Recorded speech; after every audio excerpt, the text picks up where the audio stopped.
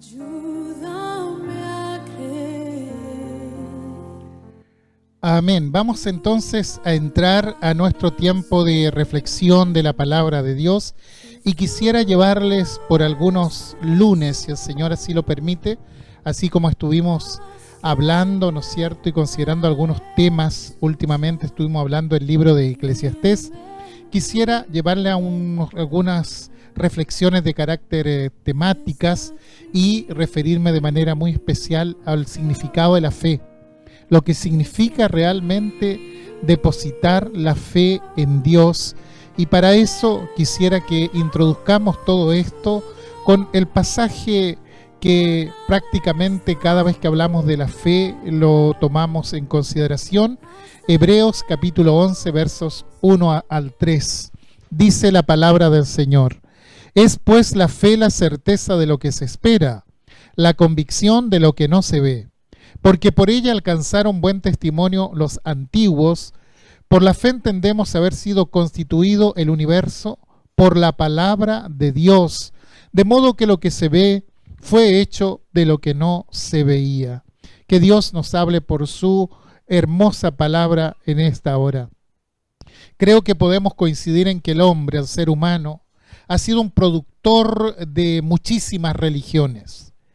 Fíjese que se calcula que alrededor del mundo en este momento existen alrededor de 1400 religiones. Ahora, a esas 1400 religiones sumémosle sus respectivas sectas, sus divisiones internas, y muchas de ellas son opuestas, enemigas y herejes. Lo que indica que cuando uno mira a la sociedad, hay un mercado tremendo de la fe. Hay mucha gente que cree, estadísticamente hay casi 90% de personas que dicen tener algún tipo de fe. Existe un verdadero mercado de la fe donde hay sectas heréticas, fetichistas, ocultistas, y todos los que están ahí resulta que tienen fe, por eso están.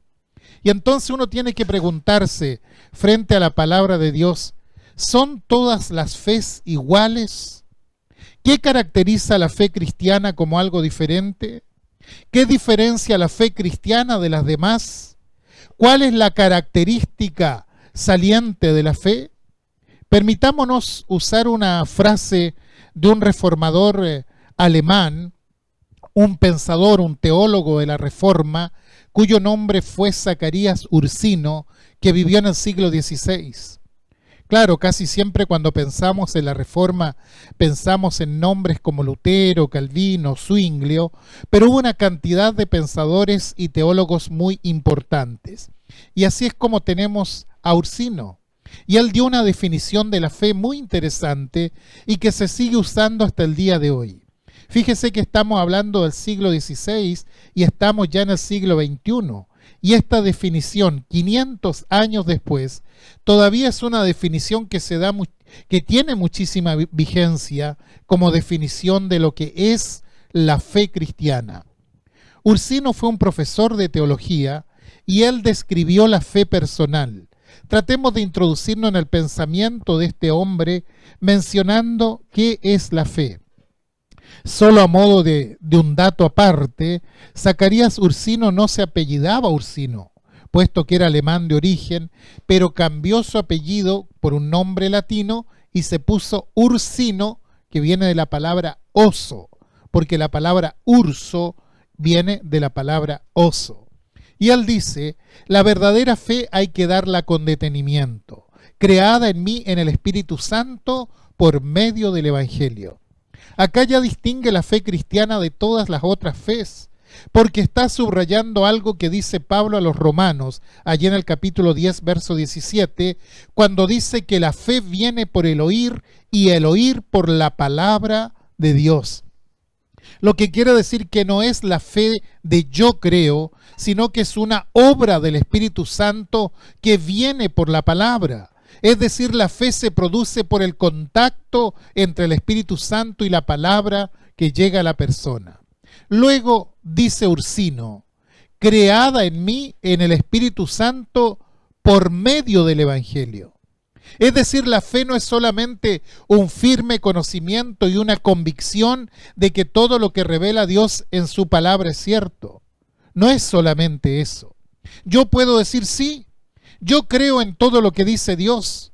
Yo creo que su palabra es cierta, pero esto no es la verdadera fe, sino más bien es una certeza profundamente enraizada de que no solamente a otros, sino también a mí me han sido perdonados los pecados, que sigo reconciliado por siempre con Dios, que me ha concedido la salvación y estos son dones de pura gracia obtenidos por nosotros en Cristo Jesús.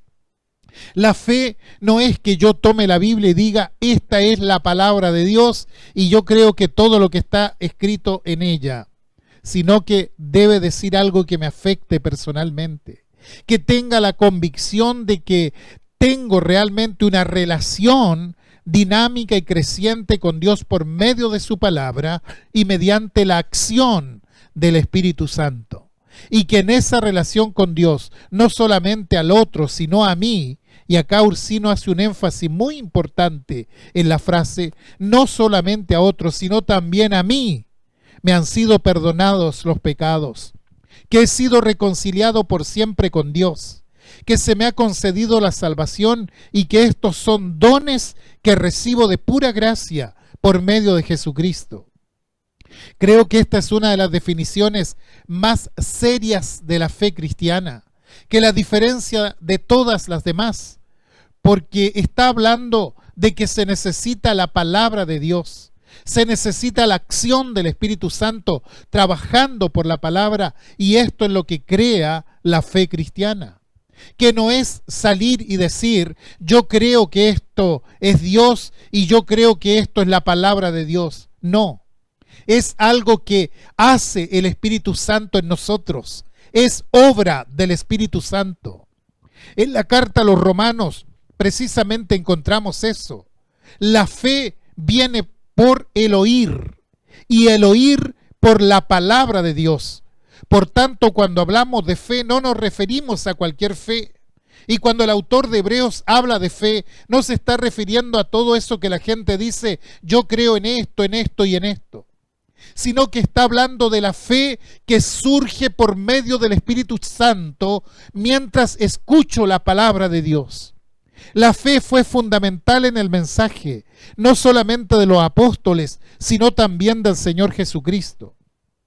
El Señor Jesucristo, cuando comienza su ministerio, dice Marcos que comienza con estas palabras: el tiempo se ha cumplido y el reino de los cielos se ha acercado. Arrepentíos y creed al Evangelio. ¿Qué es lo que está diciendo? Que es un mensaje de fe, que el Evangelio es un mensaje de fe. Hebreos 11 es el gran capítulo de la fe. Casi siempre se le lee de corrido y quisiera invitarles como un ejercicio espiritual que nos podamos detener en cada una de las estaciones que tiene este capítulo. El tiempo que sea necesario para poder entrar en el sentido de cada uno de los nombres o de las personas que allí se mencionan para entender por qué están allí. Bueno, es evidente que si un capítulo tiene numeración 11 es porque antes de ello han habido 10 capítulos, ¿verdad? Vaya descubrimiento. Y si bien puede estudiarse aislado este capítulo, que es lo que pretendo que podamos hacer estos lunes, es importante echar un vistazo a toda la carta para saber de qué se trata la carta a los hebreos.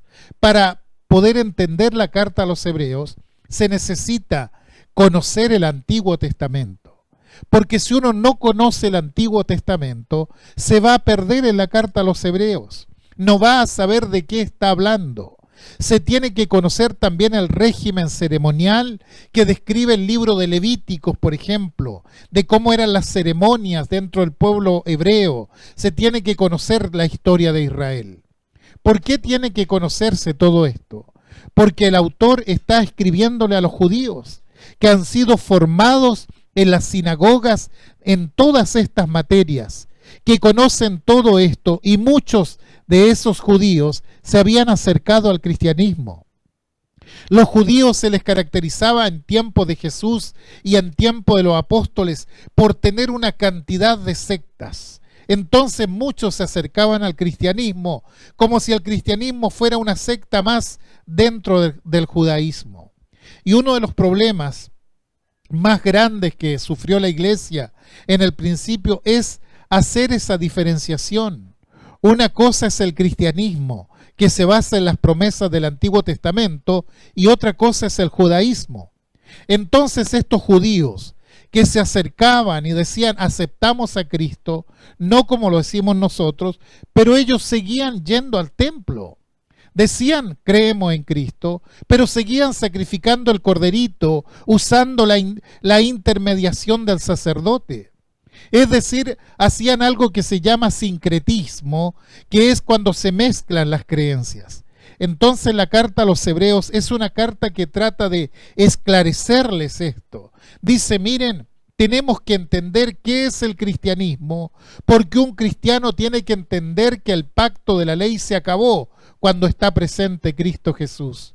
Entonces comienza a hablarle de la superioridad de Cristo, de la superioridad de la obra de Cristo, de la superioridad del sacerdocio de Cristo, de la superioridad de la fe en Cristo. En otras palabras, les está mostrando que hay algo que ellos no han entendido y que están mezclando las cosas, y que esto va en desmedro de la comprensión cabal de quién es Jesucristo.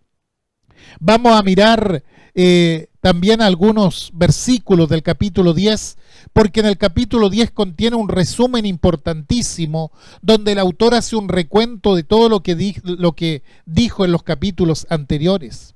En el verso 1 dice, porque la ley, y ustedes recuerdan que Moisés dio la ley. Nosotros llamamos la ley a los primeros 5 libros de la Biblia, y los hebreos les llamaban la Torá.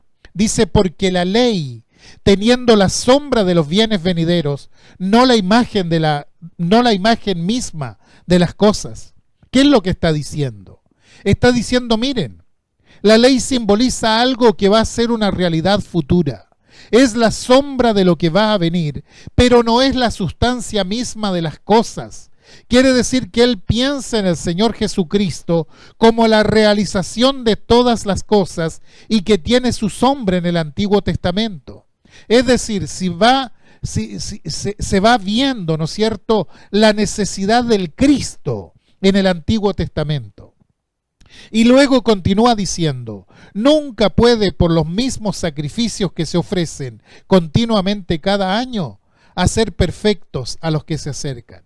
Está diciendo, cuando ustedes van al templo, le dice a los judíos, cuando ustedes van al templo y ofrecen el cordero, esto es la sombra de algo, pero no es la realidad.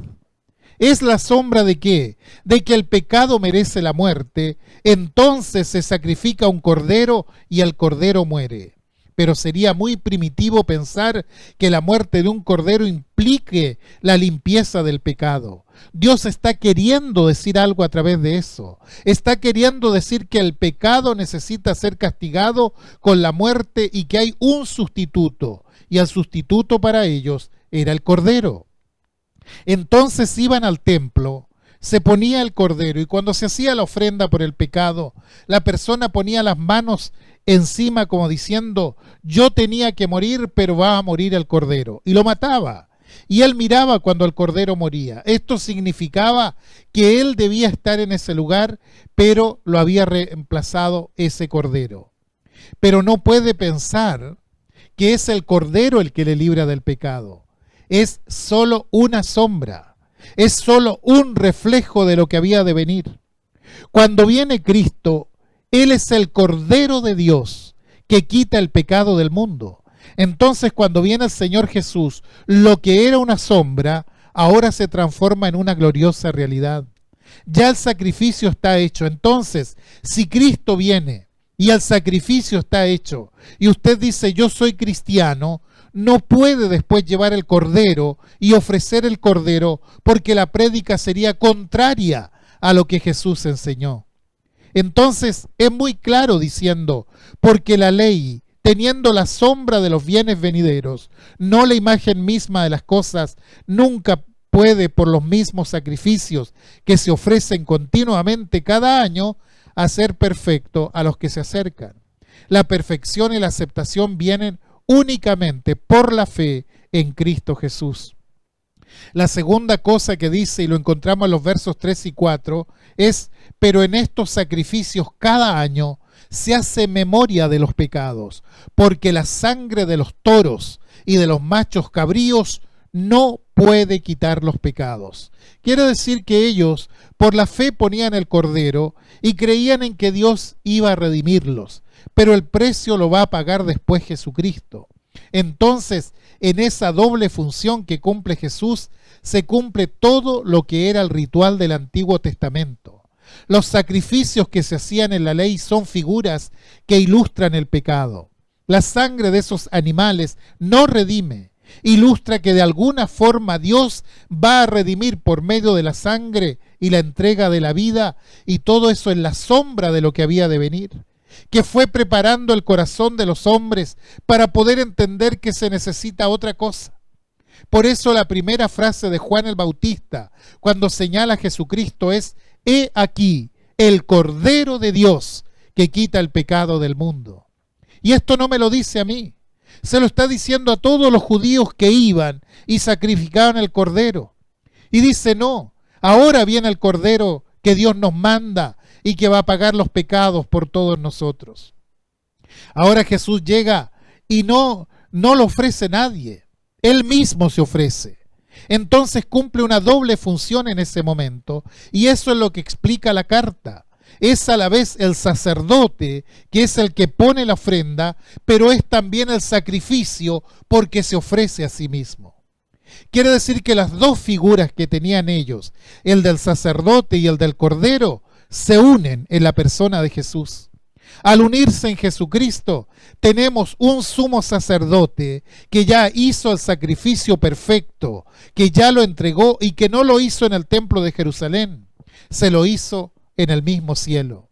No entró en el santuario de abajo, entró en el santuario de arriba. Está diciendo, tenemos que salir de este régimen de figuras para entender que ahora hemos llegado a la realidad, hemos llegado a la madurez.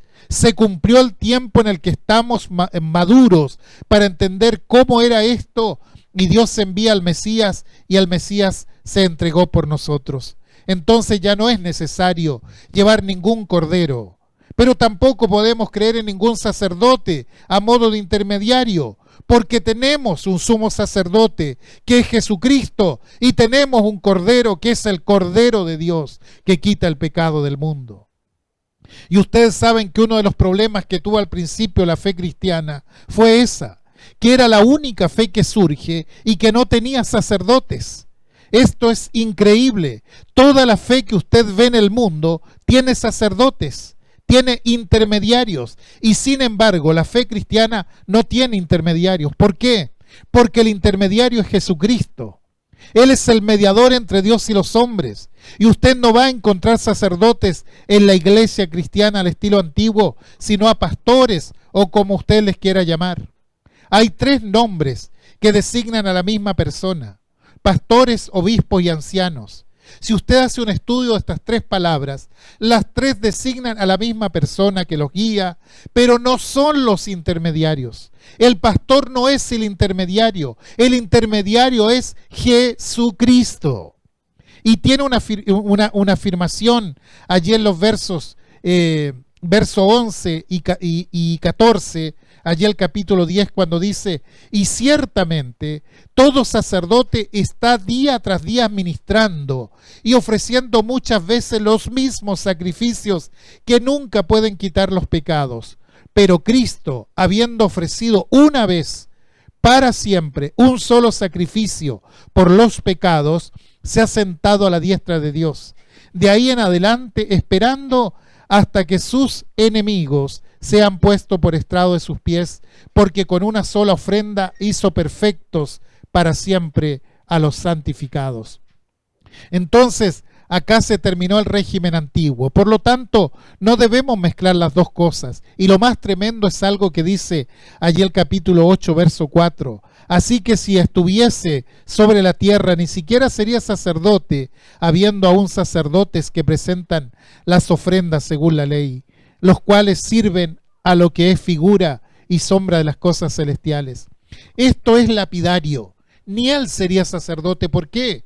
No podría. ¿Por qué? Porque ya lo hizo, ya lo cumplió.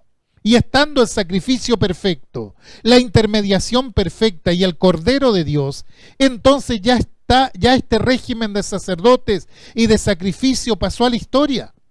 Imagínense que todos estos capítulos anteriores al capítulo 11 es para derribar un concepto que estaba muy arraigado en el corazón de los judíos, que había que llevar el sacrificio, que había que ponerlo en el altar y el sacerdote era el intermediario. Pero el autor dice enfáticamente, ya no hay más intermediarios, Jesucristo ya lo hizo, entró en el santuario, no en el santuario hecho de manos, sino en el mismo cielo, porque está en la presencia de Dios y llevó el sacrificio no de un cordero, sino de sí mismo. Es decir, pone las cosas en su lugar.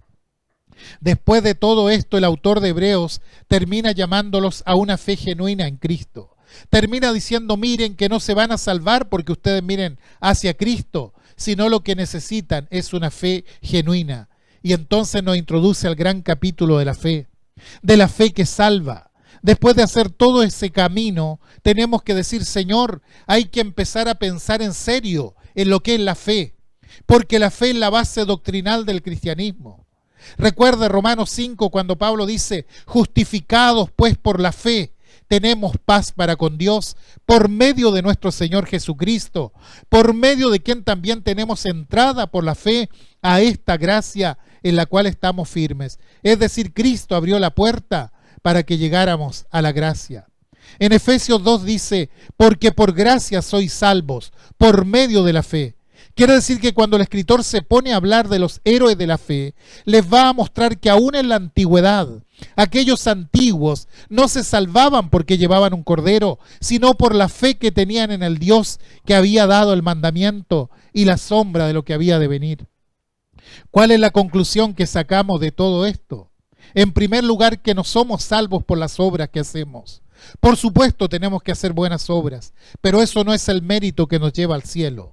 Somos salvos por la gracia de Dios y accedemos a esa gracia por medio de la fe. De una fe que la produce el Espíritu Santo en nosotros cuando escuchamos la palabra de Dios, y eso nos trae paz con Dios y tenemos esperanza para la eternidad. Dicho esto, que sería la introducción al libro, el autor de Hebreos comienza diciendo, es pues la fe la certeza de lo que se espera, la convicción de lo que no se ve. La fe es la que nos pone en contacto con las cosas que están más allá de lo que pueden captar nuestros sentidos y nuestro razonamiento. Yo puedo razonar muchas cosas y mi sentido me puede dar una serie de informaciones, pero los sentidos tienen un espectro limitado de información. No puedo ver todas las cosas, no puedo contemplar todas las cosas. Dios le dio al hombre 5 redes, que son los sentidos, para que capte la realidad del mundo. Pero hay realidades que se escapan y no se pueden captar por los sentidos, porque van más allá.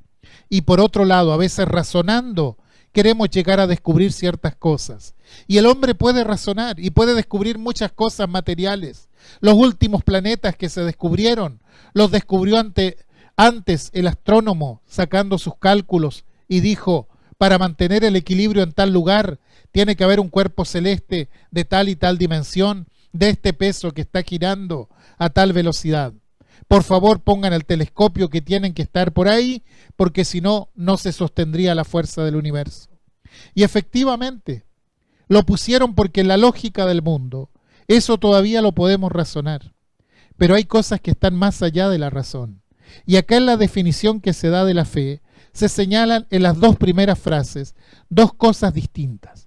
La primera frase dice, es pues la fe la certeza de lo que se espera. Apunta hacia el futuro, lo que está por venir, lo que nos espera, lo que no sabemos porque estamos dentro del tiempo, y como estamos dentro del tiempo yo no puedo decir qué es lo que va a suceder mañana. No sé si estaré vivo mañana. No puedo decir qué va a pasar dentro de un mes, 2 meses o de un año, porque estamos dentro del tiempo. Y dice, bueno, la fe es lo que me da certeza de lo que va a venir, de la esperanza que tenemos. Y la segunda frase apunta a lo invisible, la convicción de lo que no se ve. Es decir, el mundo espiritual que nos rodea.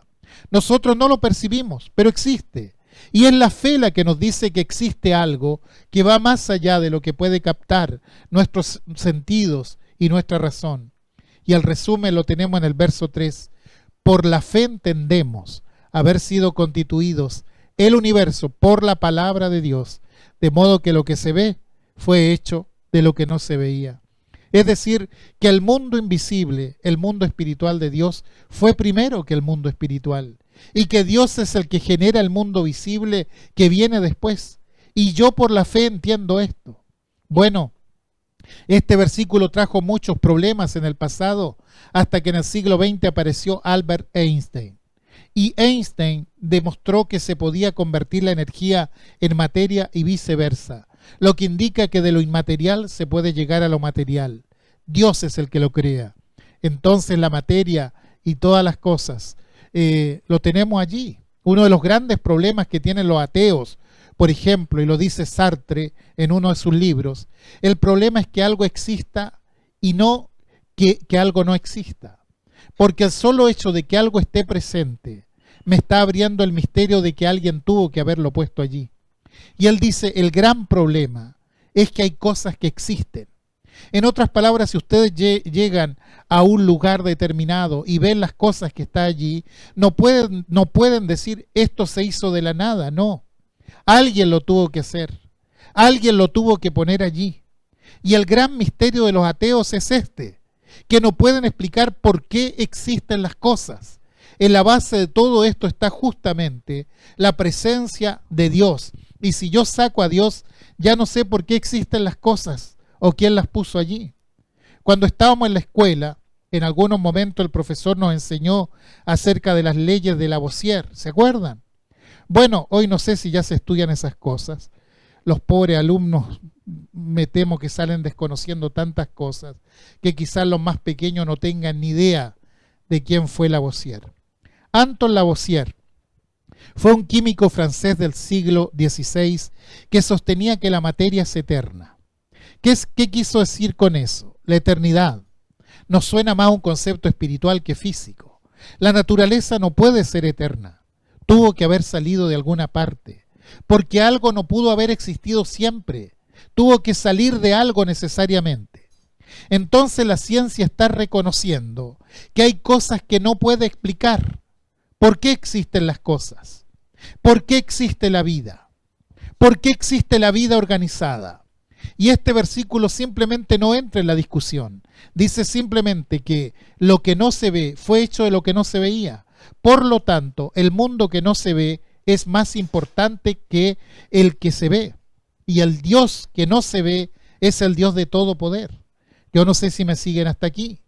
Frente a las cosas nos tenemos que preguntar de dónde salieron, cuál es su origen. Dios está en el origen, por eso la Biblia da por sentado esto. Porque ¿cómo comienza la Biblia?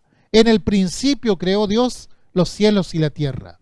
Realmente la traducción en el hebreo de ese versículo podría ser: en el principio Dios creó el principio, porque acá empieza todo. Y entonces crea los cielos y la tierra. Pero el punto inicial lo pone Dios, así como en Apocalipsis nos dice que el punto final también lo pone Dios. Dice, lo primero que me da la fe es la certeza de la presencia de ese Dios que está en el principio y en el fin de todas las cosas, la naturaleza animada e inanimada, el hombre, los animales, las plantas inanimadas, las montañas, las rocas, los ríos, todo eso sale de lo que Dios creó en el principio. Dice, ese es el principio de la fe, que yo crea eso. Y esto se diferencia de la credulidad. La fe tiene consistencia. ¿Por qué? Porque cuando comienza dice, es pues la fe la certeza de lo que se espera, la demostración o la convicción de lo que no se ve. La palabra que se usa en griego es hipóstasis o sustancia. La sustancia, la consistencia de lo que no se ve. Porque si yo no creo en eso, no puedo explicar el mundo. Por tanto, la fe cristiana es consistente, es una respuesta a la realidad, es una explicación a la realidad, que hay una mente que hizo todas las cosas. Entonces está diciendo, la fe tiene un volumen, tiene una sustancia, tiene un peso, tiene una importancia que no la tiene la mera credulidad. Cuando yo leo la Biblia, y sé que estoy hablando de los tiempos de Moisés y paso por los profetas y que todo el Antiguo Testamento se escribió antes de Cristo, y empiezo a estudiar las profecías, me doy cuenta que Dios fue armando un hilo, que cuando llego al Nuevo Testamento digo, todo esto que se dijo 700 años, 1000 años, 1500 años antes de Cristo, se está cumpliendo ahora en Cristo, y esto hace que la fe sea consistente. ¿Por qué? Porque el manuscrito que fue escrito 700 años antes de Cristo, Isaías 53, por ejemplo, y describe los sufrimientos del Mesías, tal cual sucede en el Nuevo Testamento. Y cuando se da la fecha del nacimiento de Cristo, se habla de Belén, y se da el cálculo que era justo el tiempo en que Jesucristo vino.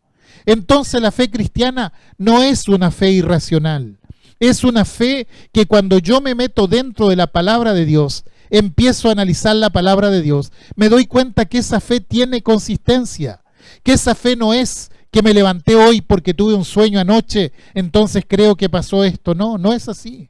La fe en Jesucristo es una fe tan profunda que tremendos intelectuales de este siglo no lo pueden entender. Werner von Braun, por ejemplo, un famoso ingeniero alemán nacionalizado estadounidense, padre de la cohetería moderna, se cuenta que tenía una secretaria que era creyente y el tipo era un tipo muy mal hablado, muy vulgar para hablar. Entonces la secretaria le dice, mire señor Braun, yo no acepto que usted diga malas palabras delante de mí. Por tanto, cada vez que usted diga una mala palabra, yo agarro mi cartera y me voy. Eso es signo de mala educación y yo no lo voy a tolerar. Y Braun se dice para sí, ¿y esta quién se ha creído? Y le pregunta, ¿y por qué haría usted eso? Bueno, ella responde, porque yo soy cristiana y porque yo creo en la palabra de Dios. ¿Cuál es la palabra de Dios según usted? Le dice él. Bueno, ella le dice, la Biblia es la palabra de Dios. El viernes en la noche Braun tomó una Biblia y se puso a leerla. Y mientras se decía, el lunes le voy a demostrar a esta secretaria que está muy equivocada. Y se puso a leer y a leer y a leer. Y para hacer corto el cuento, el tipo se convirtió a Cristo. Y él decía, yo empecé a leer la Biblia diciendo, voy a encontrar todos los mitos y toda la historia inventadas. Pero a medida que voy leyendo, me doy cuenta que todo tiene consistencia.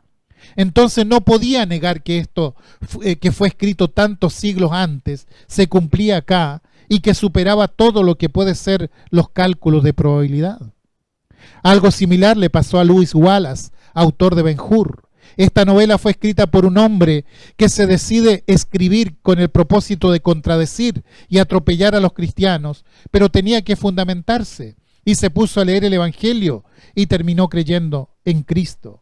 Y así podemos dar otros ejemplos más, pero solamente decir, porque ya el tiempo se nos acaba, que la fe cristiana no es una fe para los que no saben, es una fe para que la analicen los que saben, es una fe que tiene sustancia, que tiene peso, que tiene presencia. Y entonces nosotros andamos por fe, no por vista, dice Pablo a los Corintios. La fe no es lo que vemos, ni siquiera lo que sentimos. La fe es algo que está escrito en la Biblia. El conocimiento de la Biblia es lo que hace que el cristiano pueda realmente vivir la plenitud de la fe en Cristo y que Dios sea realmente una realidad para él. Por eso cuando comienza la lista de los héroes de la fe, en Hebreos 11, dice el autor, porque por ella, por la fe, alcanzaron buen testimonio los antiguos. ¿Y quiénes son los antiguos? Los hombres del pasado que tuvieron fe y confiaron en el Señor, y porque confiaron en el Señor tuvieron la evidencia de la presencia de Dios en sus vidas. Estimados, Dios no es el Dios del pasado o el Dios del futuro. Dios es el Dios del presente. Y cuando se nos presenta esta lista de los antiguos y nos muestra la fe de estos hombres, lo hace para mostrarnos a nosotros que lo que hizo la fe en Abel, en Moisés y en todos los que menciona, es que la fe puede hacer también hoy en nosotros cosas tan grandes y poderosas como lo hizo con ellos. Y el sentido de acercarnos a este capítulo es entender la grandeza de Cristo, la grandeza de Dios, que dejó una sombra en el pasado para que todos tuvieran la expectativa de lo que iba a pasar.